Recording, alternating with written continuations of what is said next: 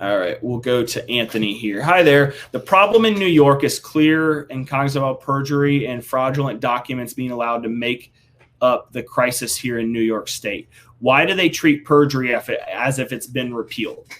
That's perjury is always a very, very tricky thing when it comes to family courts. If you go ask your local district attorney's office, when's the last time they prosecuted perjury in family court, you're probably going to get laughed out of the office. And that's an issue. That's obviously an issue.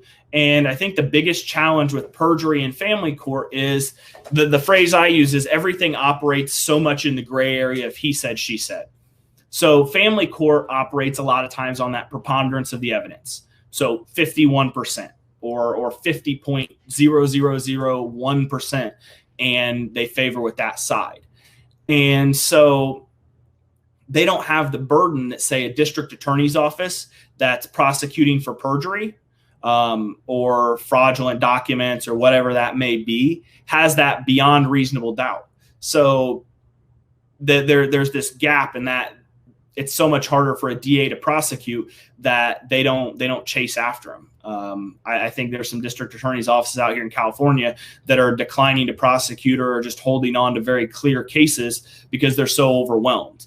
A lot of, including the courts, really all state legal functions are so overwhelmed and understaffed that it makes it a challenge. I've had an attorney, we were talking about this issue and what could be done. He recommended that if you create a statute where essentially opposing counsel could prosecute the opposing attorney or the opposing party for perjury right there in family court.